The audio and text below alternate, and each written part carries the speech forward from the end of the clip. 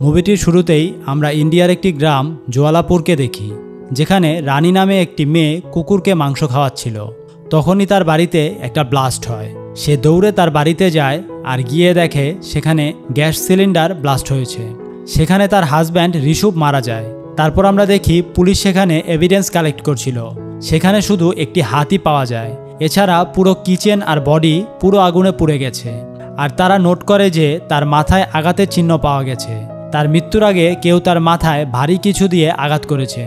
সে এই কথা তার অফিসার কিশোর রাওয়াতকে বলে, যার মনে হতে থাকে যে এটা অ্যাক্সিডেন্ট না মার্ডার, আর তার ওয়াইফ রানী এসব করেছে। তারপর আমরা 6 মাস আগের ঘটনা দেখি, যেখানে ঋষু তার মা বাবাকে নিয়ে কারো বাসায় যাচ্ছে বিয়ের কথাবার্তা বলতে। ঋষু একজন ইলেকট্রিক্যাল ইঞ্জিনিয়ার, আর আমরা দেখি সেই বাসা রানীদের। তারা সেখানে কথাবার্তা বলতে থাকে, আর রানী তার আন্টির সাথে বলছে যে তার জোয়ালাপুর যাওয়ার ইচ্ছে নেই, কিন্তু ঋষুকে তার ভালো লেগেছে। তখন রানী ঋষুকে কিচেনে ডাকে আলাদা কথা বলার জন্য। সেখানে ঋষু চুপ করে বসে থাকে, তাই রানী নিজেই নিজের ব্যাপারে বলা শুরু করে। রানী বলে যে আমি একটি পার্লারে জব করি এবং আমি নোবেল পড়তে খুব ভালোবাসি। আচ্ছা, তুমি দীনেশ পণ্ডিতের থ্রিলার উপন্যাসগুলো পড়ো? ছেলেটা বলে না। মেয়েটি বলে পড়বে, সেখানে খুন করে আর সেখান থেকে বেরিয়ে আসার ব্যাপারে চমৎকারভাবে বলা আছে। রানী তাকে জিজ্ঞেস করে, আচ্ছা তুমি ছুটির দিনে কি করো? ছেলেটি বলে, কি আর করব, ওই পাশের বাসার টিভি ফ্যান এগুলো ঠিক করে দেই, আমি তো ইলেকট্রিক্যাল ইঞ্জিনিয়ার। রানী তখন তাকে বলে, আমাদের কিচেনের ফ্যানটা চলছে না, এটা একটু ঠিক করে দাও। ঋষু সেটা ঠিক করতে লেগে যায়। এটা তার মা দেখে ফেলে। তারপর তারা সেখান থেকে চলে যায়। ঋষুর মা যেখানে রাজি না রানীর সাথে তার বিয়ে দিতে, কিন্তু সে বলে যে এই মেয়েই আমার পছন্দ হয়েছে, আমি এই মেয়েকেই বিয়ে করব। আর ঋষু বিয়ের আগেই রানীর নামে তার হাতে ট্যাটু বানিয়ে ফেলে।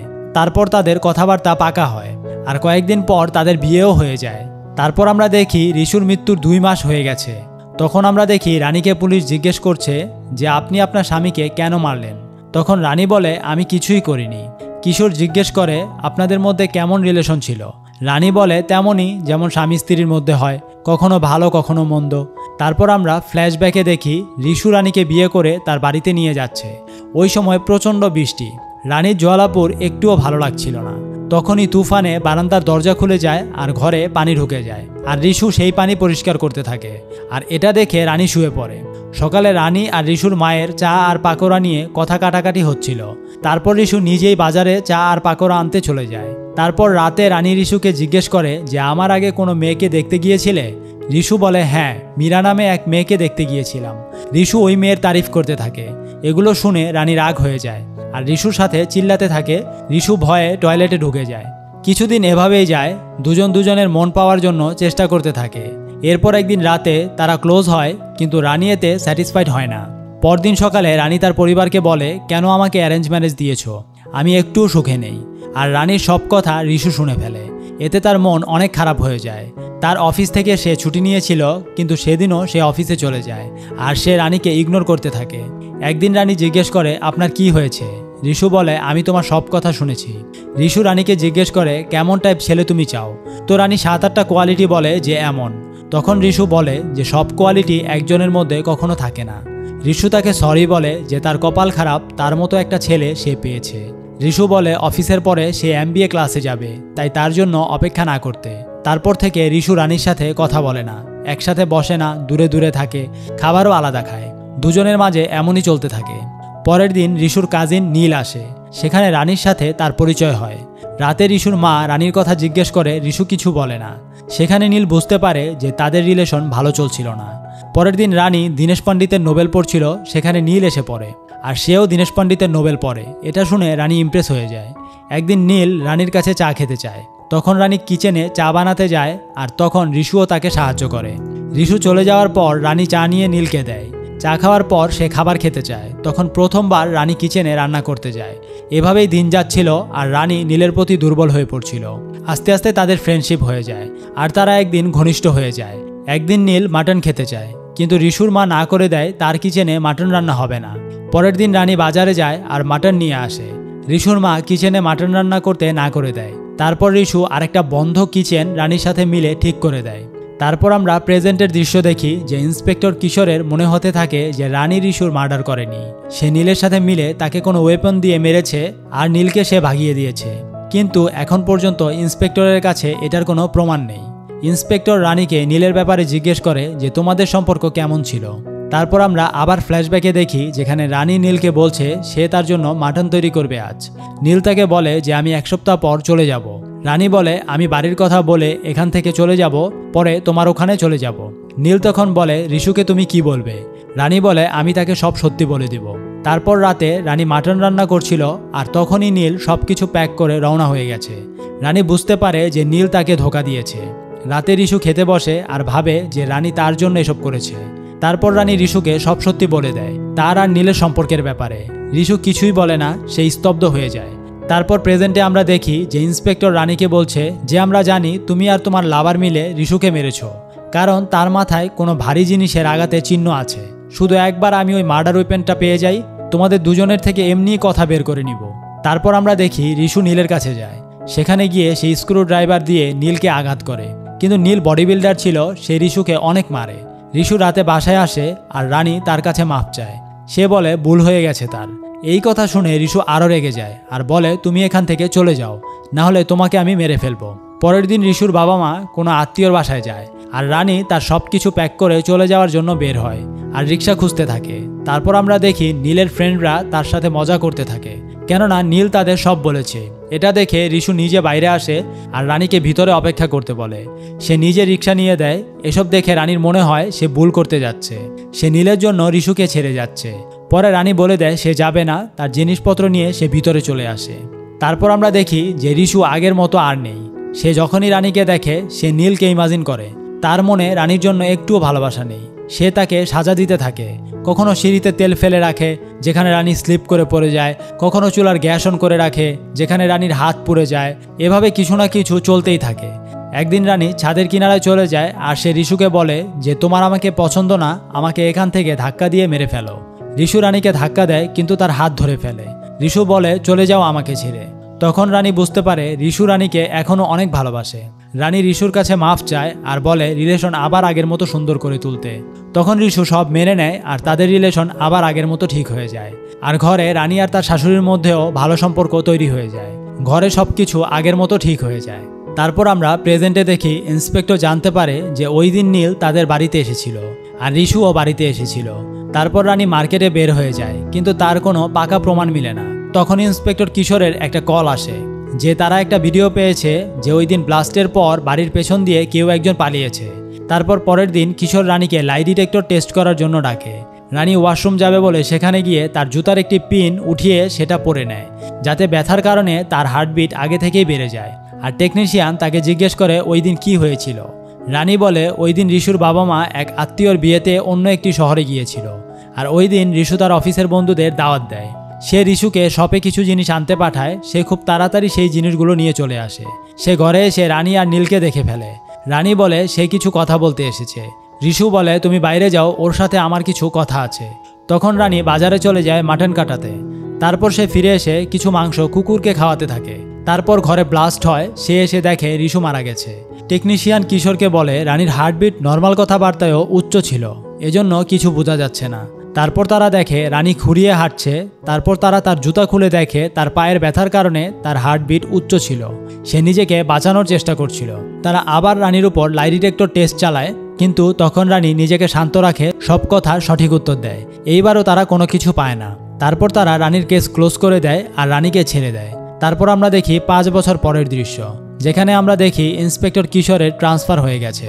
রেল স্টেশন গিয়ে তার সেই দীনেশ পণ্ডিতের নোবেল চোখে পড়ে, যেটার ব্যাপারে রানী ইনভেস্টিগেশনে বারবার বলছিল।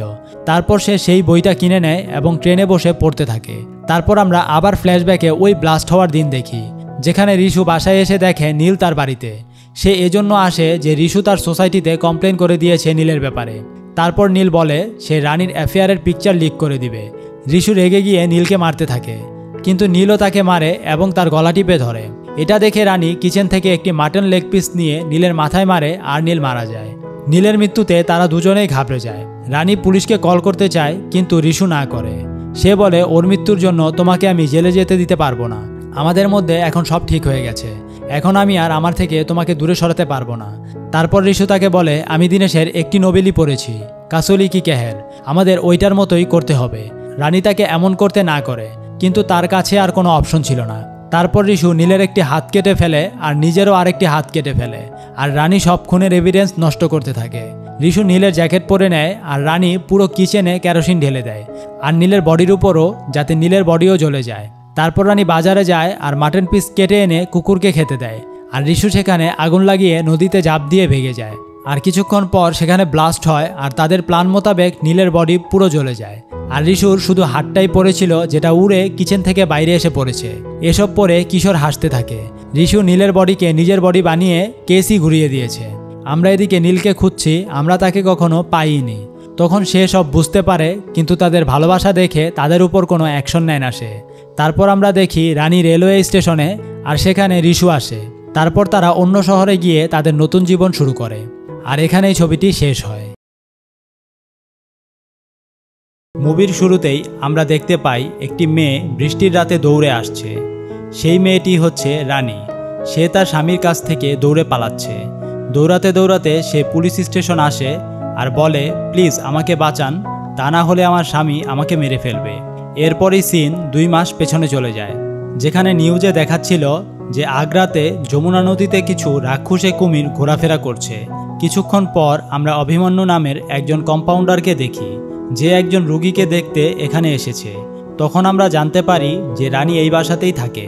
একটু পরে রানী সেখানে আসে আর অভিমন্যু রানীকে মুগ্ধ চোখে দেখতে থাকে। অভিমন্যু রানীকে পছন্দ করে, কিন্তু রানী তার বিউটি পার্লার নিয়ে বিজি থাকে। বোকাশোকা দেখতে অভিমন্যু কোনো না কোনো বাহানায় এখানে আসে রানীর সাথে দেখা করতে। তারপর রানী বিউটি পার্লারের জন্য বের হয়ে যায়, কিন্তু তার কিছু ডামি সেখানে রেখে চলে যায়। তারপর অভিমন্যু সেগুলো দিতে রানীর রিকশার পিছনে দৌড়ে তার পার্লারে পৌঁছে যায়। দৌড়াতে দৌড়াতে তার অবস্থা খুব খারাপ হয়ে যায়। তারপর সে রানীকে সেগুলো দেয় আর রানী তাকে থ্যাঙ্কস বলে। রানী তাকে বলে, আপনি বাইরে অপেক্ষা করুন, আমি আসছি। এটা বলে সে পার্লারের ভিতরে চলে যায়। তারপর রানী পার্লারে গিয়ে বিজি হয়ে যায়, কিন্তু অভিমন্যু কোথাও যায় না। সে রানীর পার্লারের বাইরে অপেক্ষা করতে থাকে। বৃষ্টি হচ্ছিল, কিন্তু সে সেখানেই বসেছিল। রানী যখন দেখে সে সেভাবে সেখানে বসে আছে, তখন সে অভিমন্যুর জন্য ছাতা নিয়ে সেখানে যায়, যেখানে আমরা বুঝতে পারি যে অভিমন্যু রানীকে অনেক পছন্দ করে। তখন অভিমন্যু রানীকে বলে তার সাথে ফ্রাইডেতে মুভি দেখতে যেতে। রানী হ্যাঁ বলে দেয়। তখনই সেখানে আসে রিশু। সে এখান দিয়ে যাচ্ছিল, যে কিনা তার ভালোবাসার জন্য হাত পর্যন্ত কেটে ফেলে। আমরা এখানে বুঝতে পারি যে রিশু পুলিশের কাছে মরার নাটক করে রানীর সাথে সে আগ্রাতে লুকিয়ে আছে। তারা তাদের জীবন আবার এক করার জন্য তাদের পরিচয় লুকিয়ে আলাদা আলাদা থেকে কাজ করে টাকা জমাচ্ছে, যাতে তারা কোনোভাবে থাইল্যান্ড চলে যেতে পারে। রিশু গুড্ডু নামের এক ট্রাভেল এজেন্সির মালিকের কাছে যায়। সেখানে গুড্ডু রিশুকে বলে যে 2 মাসের মধ্যে তারা থাইল্যান্ড পৌঁছে যাবে। রিশু যেখানে থাকে তার মালিক একটি মেয়ে, যার নাম পুনম। এই পুনম রিশুকে অনেক ভালোবাসে। পুনম চায় যে কোনোভাবে তাদের দুজনের মধ্যে রিলেশনটা করতে, কিন্তু রিশু চায় না। তাই রিশু সবসময় পুনমের থেকে দূরে দূরে থাকার চেষ্টা করে। তারপরের দিন রিশু রানীর সাথে দেখা করে। রিশু গুড্ডুর কথা রানীকে বলে আর বলে তারা 2 মাসের মধ্যে থাইল্যান্ড চলে যাবে। আর রানী সেখানে রিশুকে অভিমন্যুর কথা বলে, যে অভিমন্যু তার প্রেমে পুরো পাগল হয়ে গেছে। তারপর আমরা অভিমন্যুকে দেখি। আজকে ফ্রাইডে, আজকে রানীর সাথে অভিমন্যুর মুভি দেখতে যাওয়ার কথা। সে হলে পৌঁছে যায় আর সব টিকিট কিনে ফেলে।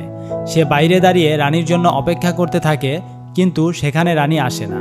সে রিশুর সাথে তার বাড়িতে তাদের পার্সোনাল টাইম স্পেন্ড করছিল। অভিমন্যু অপেক্ষা করতে করতে রাত 9টা বেজে যায়, কিন্তু সে আর আসে না। সেজন্য অভিমন্যু রানীর বাড়িতে চলে আসে। রানী সেখানে অভিমন্যুর থেকে মাফ চায়। অভিমন্যু বলে মাফ চাওয়ার কিছু নেই, আজকে হয়নি তো কি হয়েছে, সামনে ফ্রাইডে আমরা যাব। রানী এইবারও হ্যাঁ বলে দেয়। তারপর আমরা দেখি একটি মার্কেটে রানী আর রিশু দেখা করে। রানী রিশুকে সব কিছু বলে দেয় যে আজ এগুলো হয়েছে, কিন্তু তখনই একটি চোর আসে আর রানীর পার্স নিয়ে দৌড় দেয়। রিশু ওর পিছু নেয়, কিন্তু সামনে যখন রিশু পুলিশ দেখে সে সেখান থেকে চলে যায়। আর পুলিশ এখানে আর কেউ না, সে হচ্ছে ইন্সপেক্টর কিশোর। পরে তারা চোরকে ধরে রানীর পার্স নিয়ে রানীর অ্যাড্রেস মতো তার বাড়িতে যায় তার পার্সটি ফেরত দিতে। কিন্তু ইন্সপেক্টর কিশোরের মনে হতে থাকে যে রিশু এখনও বেঁচে আছে আর তারা দুইজন আগ্রা পালিয়ে চলে এসেছে। তারপর রানী হলে মুভি দেখতে যায়, যেখানে আমরা রিশুকেও দেখি আর ইন্সপেক্টর কিশোরকেও। কোনোভাবে রিশু ইন্সপেক্টর কিশোরকে দেখে ফেলে, এজন্য সে সেখান থেকে চলে যায়। সে বুঝতে পারে যে পুলিশ রানীর পিছু নিয়েছে আর তার উপর নজর রাখছে। এজন্য সে তার ফোন থেকে তার সিম কার্ড ফেলে দেয়। রানী যখন রিশুর সাথে কন্ট্যাক্ট করার চেষ্টা করে সে পারে না। তারপর রিশু নিজে থেকেই রানীকে ফোন দেয়। সে তাকে বলে পুলিশ তাদের পিছু নিয়েছে, তাদের উপর নজর রাখছে, পুলিশের আমাদের উপর সন্দেহ হয়ে গিয়েছে, আর এমন যদি হয় তাহলে তোমাকে পুলিশ স্টেশন ডাকবে। তারপর আমরা দেখি যেমনটা রিশু রানীকে বলেছিল ঠিক তেমনই পুলিশ রানীকে পুলিশ স্টেশন ডাকে। সেখানে ইন্সপেক্টর কিশোর ছিল, সে রানীকে জিজ্ঞাসাবাদ করছিল।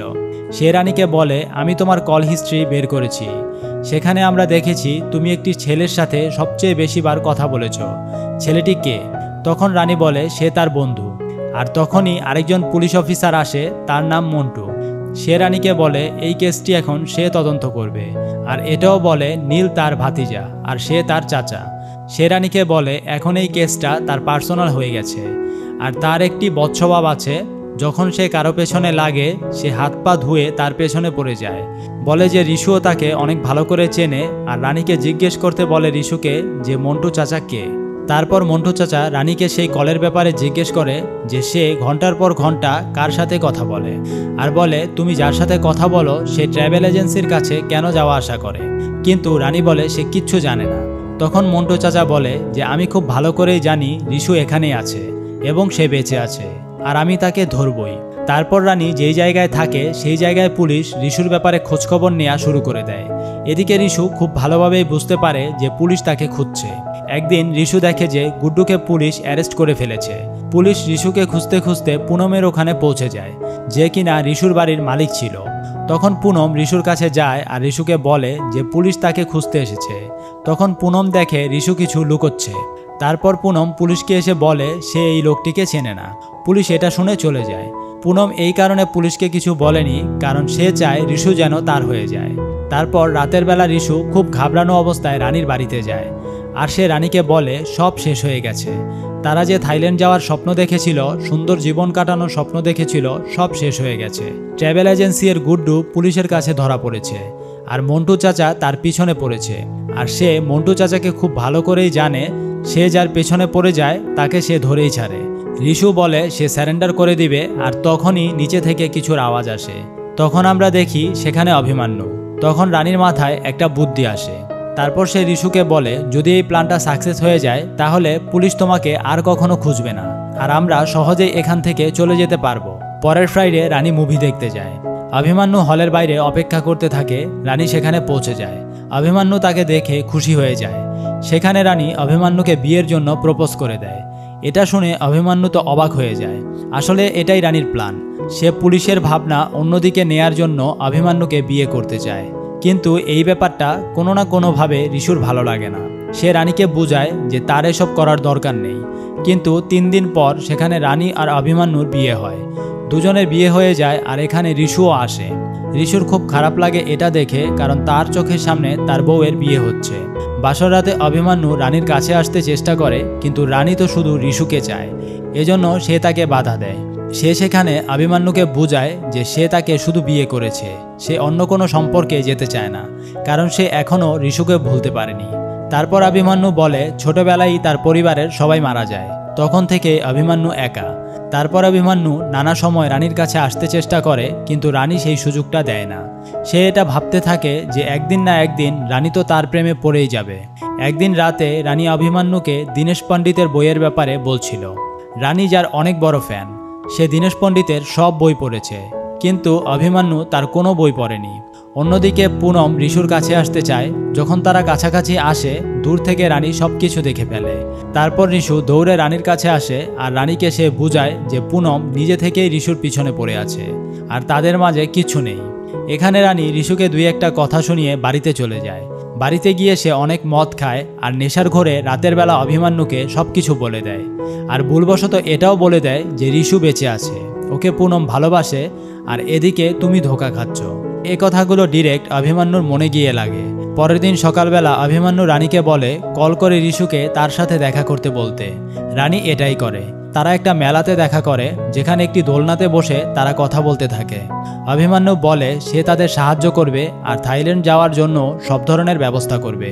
রিশু বলে তোমাকে আমরা ধোঁকা দিয়েছি, তো তুমি আমাদের সাহায্য করবে কেন? তখন অভিমান্যু বলে যে কোনো না কোনো দিন তো রানীর তোমার উপরে মন ভরে যাবে, তারপর কোনো না কোনো সময় সে আমার কাছেই আসবে। এই কথা শোনার পর রিশুর মনে হয় যে অভিমন্যু ভালো মানুষ না। এরপরও সে তার সাহায্য নেয়। তারপর অভিমন্যু রিশুকে একটি ক্লিনিকে নিয়ে যায়, যেখানে থাকলে সে পুলিশের থেকে বেঁচে থাকতে পারবে আর সে সেফ থাকতে পারবে। সে বলে যে 2 দিনের মধ্যে তার পাসপোর্ট আর টিকিটের ব্যবস্থা করে দিবে, আর সে তাদের থাইল্যান্ড পাঠিয়ে দিবে। সেখান থেকে অভিমন্যু যাওয়ার কিছুক্ষণ পরেই পুনম আসে। পুনম এই জায়গা চিনে ফেলেছে, কারণ পুনম রিশুকে ফলো করছে। এখানে রিশু পুনমকে কিস করে, আর রিশু বলে যে তার সাথে সে 1 মাস পর দেখা করবে। এটা শুনে পুনম খুশি হয়ে সেখান থেকে চলে যায়। তার যাওয়ার একটু পরেই এখানে লাল্লান নামের একজন আসে। সে কে একটু পরেই জানতে পারবেন। সে যাওয়ার একটু পরে আসে অভিমন্যু। অভিমন্যু এখানে রিশুকে খাবার দিতে আসে। তারপর তারা 2 জন কথা বলতে থাকে। তাদের 2 জনের কথার মাঝে রিশু বুঝতে পারে যে অভিমন্যু রানীর প্রেমে পুরো পাগল। অভিমন্যু এখানে রিশুকে বলে একটি জমি জমার ব্যাপার নিয়ে তার আর তার চাচার সাথে ঝগড়া হয়েছিল, যেই কারণে সে তার চাচার পুরো পরিবারকে মেরে ফেলে। তখন হঠাৎ অভিমন্যু বুঝতে পারে যে এখানে কেউ না কেউ তো এসেছিল, আর রিশু বুঝতে পারছিল যে সে আসলে ভালো মানুষ না। তখনই রিশু অভিমন্যুর উপর হামলা করতে যায়, আর তখনই অভিমন্যু রিশুর উপরে একটি ভারী জিনিস ফেলে দেয়, আর সেখানে তালা মেরে সে ভেগে যায়। তারপর সে রানীকে যমুনা নদীতে ঘুরতে নিয়ে যায়। এখানে সে রানীকে কিছু কথা বলে যে আজ পর্যন্ত যারা তাকে ধোঁকা দিয়েছে তাদের সে কখনো মাফ করেনি। তারপরেই সে তার ব্যাপারে কিছু জিনিস সামনে আনে। সে বলে সে তার ফ্যামিলির কাউকে ছাড়েনি, মানে অভিমন্যু নিজের ফ্যামিলিকে নিজেই মেরেছে। অন্যদিকে রিশু সেখান থেকে বাইরে আসে। তারপর আমরা রাতের বেলা অভিমন্যু আর রানীকে দেখি, আর অভিমন্যুর ঘরে আমরা দীনেশ পণ্ডিতের অনেক বই দেখি। এটা দেখে আমরা বুঝতে পারি যে অভিমন্যু ও দীনেশ পণ্ডিতের অনেক বড় ভক্ত, আর সেও দীনেশ পণ্ডিতের সব বই পড়েছে। রানী সব প্ল্যানিং ওই বইয়ের উপর ভিত্তি করেই করত, কিন্তু এখন অভিমন্যুর ওই বইয়ের ব্যাপারে সব কিছু জানা আছে। এখানে হঠাৎ করেই অভিমন্যু রানীকে ধাক্কা দেয়, আর রানীর মাথা টেবিলে লেগে ফেটে যায়। আর সেই কারণেই আমরা রানীকে মুভির শুরুতেই পুলিশ স্টেশনে আসতে দেখি। এখানে সে পুলিশকে বলে যে তার স্বামী তাকে জানে মেরে ফেলবে, আর এখানে রানী পুলিশকে বলে দেয় যে রিশু বেঁচে আছে, আর অভিমন্যু তাকেও মেরে ফেলবে। রানী এখানে মন্টু চাচাকে এটাও বলে দেয় যে অভিমন্যু তার নিজের ফ্যামিলিকে মেরে ফেলেছে, সে একজন সাইকো কিলার। তারপর মন্টু চাচা ইন্সপেক্টর কিশোরের কাছে ফোন দেয়। সে সেখানে তাকে খুঁজতে শুরু করে, কিন্তু তখনই ইন্সপেক্টর কিশোরের কাছে একটা কল আসে যে যমুনা নদীর পাশে 2টো লাশ পাওয়া গেছে, আর তার এটা মনে হচ্ছিল যে এই লাশ রিশু আর অভিমন্যুরই। তাই লাশ শনাক্ত করতে সেখানে রানীকে নিয়ে যায়। কিন্তু যেই 2টি মানুষ মারা গেছে তারা পুরো জ্বলে গেছে, এজন্য তাদের সম্পর্কে কিছুই জানা যায় না। কিন্তু এখানে অভিমন্যুর সুটকেস আর পুনমের স্টিক পাওয়া যায়। এখানে রানী তো বুঝেই ফেলেছে যে কোন 2 জন মানুষ মারা গেছে। পুলিশের মনে হতে থাকে যে এগুলো সব রানীর জন্যই হয়েছে, এজন্য তারা রানীকে অ্যারেস্ট করে, আর লকআপে তাকে অনেক মারধর করে তাকে জিজ্ঞাসাবাদ করে। কিন্তু রানী তো কিছুই বলে না। তখন মন্টু চাচা মিডিয়াতে একটি মিথ্যা নিউজ ছড়িয়ে দেয় যে লকআপে রানীকে অনেক মারধর করা হচ্ছে। এইসব খবর কোনো না কোনোভাবে রিশু দেখে ফেলে। এজন্য সে তার ভালোবাসাকে বাঁচানোর জন্য সে একটি ভিডিও রেকর্ড করে, যেই ভিডিওতে সে বলে যে সে পুলিশের কাছে স্যারেন্ডার করবে, কিন্তু এর জন্য তাদের রানীকে ছেড়ে দিতে হবে। সে বলে আজকে রাতে 8টা বাজে সে রেলওয়ে ব্রিজে স্যারেন্ডার করার জন্য আসবে। সে আরও বলে যে সে যখন ব্রিজে আসবে তখন রানী সহি সালামতে তার কাছে গেলে সে নিজেকে স্যারেন্ডার করে দিবে। এখানে মন্টু চাচা প্ল্যান করতে থাকে যে যখন রিশু ব্রিজে আসবে তখন পুলিশ তাকে ঘিরে ফেলবে আর তাকে অ্যারেস্ট করবে। তারপর রাতের বেলা রিশু ট্রেন থামিয়ে ট্রেনের সামনে দিয়ে আসতে থাকে নিজেকে স্যারেন্ডার করানোর জন্য। তারপর মন্টু চাচা একাই রানীকে নিয়ে রিশুর কাছে যাওয়ার জন্য ছেড়ে দেয়। যখন রানী রিশুর কাছে যায় তখন রানী বলে আমাদের এখান থেকে পালিয়ে যেতে হবে, আর তখনই যেই পুলিশরা তাকে ঘিরেছিল তারা তাদের কাছে যেতে থাকে, কিন্তু তারা একটা জায়গায় এসে থেমে যায়। তাদের মধ্য থেকে একজন পুলিশ সামনে আগাতে থাকে। এটা আর কেউ নয়, এটা অভিমন্যু। অভিমন্যু এখানে বলে যে রানী আমার না হলে কারো হবে না, কারণ আমি ধোঁকা দেয়া মানুষদের ছাড় দেই না। এখানে সে রানীর উপর গান তাক করে, কিন্তু তখনই রিশুর আর অভিমন্যুর মধ্যে একটা ঝগড়া হয়। গানটা রানী নিয়ে নেয়। রানী পেছনে গিয়ে পা পিছলে ব্রিজ থেকে পড়ে যায়।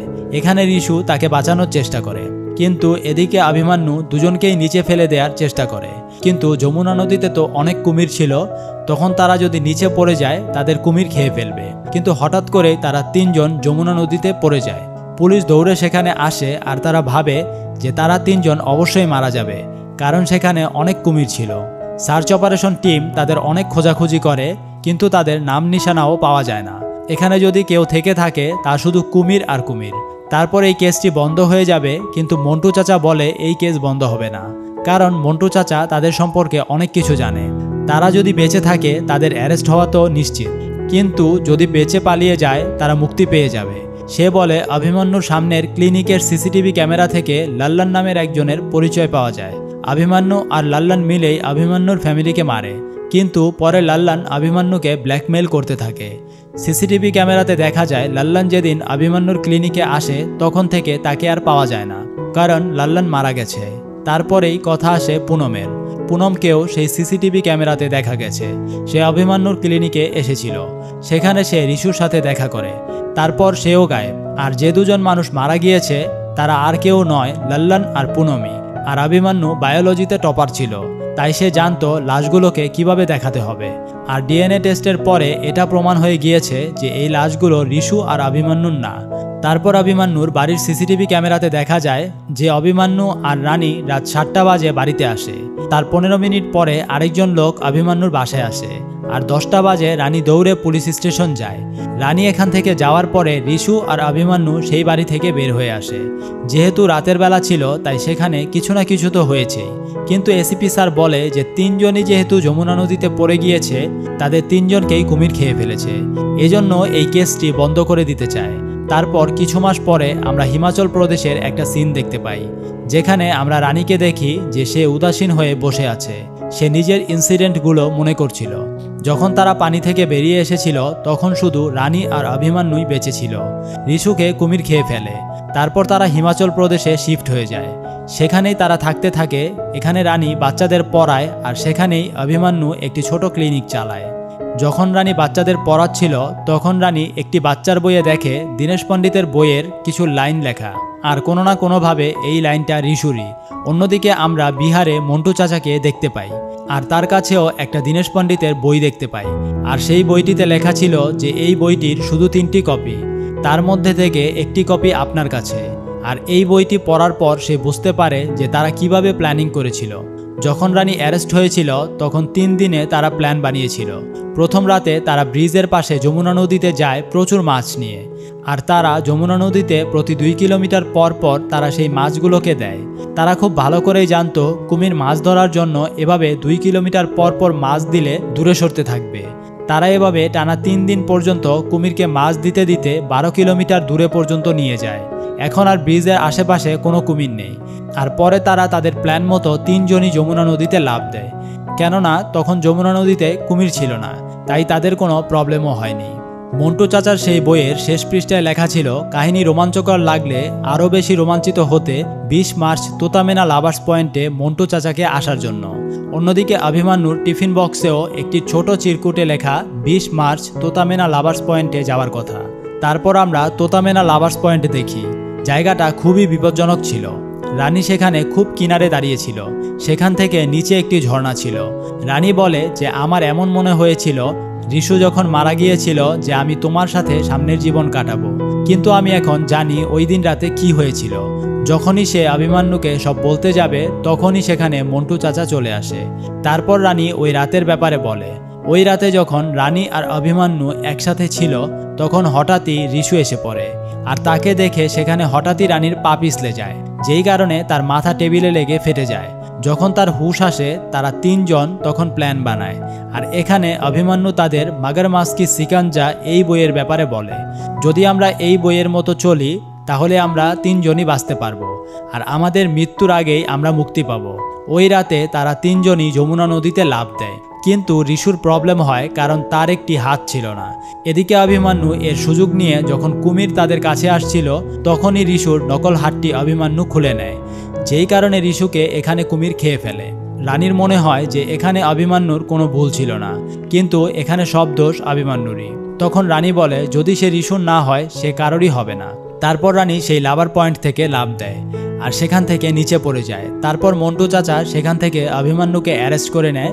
তারা ফ্লাইটে তাকে নিয়ে যায়। এখানে অভিমন্যু বলে যে তারা তার লাশ খুঁজে পাবে না, সে জানে তার লাশ পাওয়া যাবে না, এখানে আমরা একটি দৃশ্য দেখি, যখন রিশুর হাত খুলে গিয়েছিল আর কুমির আসছিল, তখন রিশু তার সেই হাতটি কুমিরের মুখে দিয়ে দিয়েছিল, যার কারণে এখানে রিশু সহি সালামতে ফিরে আসতে পেরেছিল। আর সেদিন বাচ্চাদের বইয়ে যে দীনেশ পণ্ডিতের বইয়ের লাইন লেখা ছিল সেটা রিশুই লিখেছিল, কেননা রিশু বেঁচে আছে। তারপর আমরা দেখি রানী তো সেই লাভার পয়েন্ট থেকে লাফ দিয়েছিল, কিন্তু সে মারা যায়নি। সে একটি নদীতে গিয়ে পড়ে আর সে বেঁচে যায়। সে সেখান থেকে নদীর কিনারে আসে আর নদীর সেই কিনারেই তার সাথে রিশুর দেখা হয় আর তারা আবার এক হয়ে যায়। এখানে অভিমন্যুকে মন্টু চাচা ফিরিয়ে নিয়ে যাচ্ছিল, তখনই একটা নতুন জিনিস সামনে আসে আর আমরা তখনই জানতে পারি যে দীনেশ পণ্ডিত অভিমন্যুর বাবা। আর মুভিটি এখানেই শেষ হয়।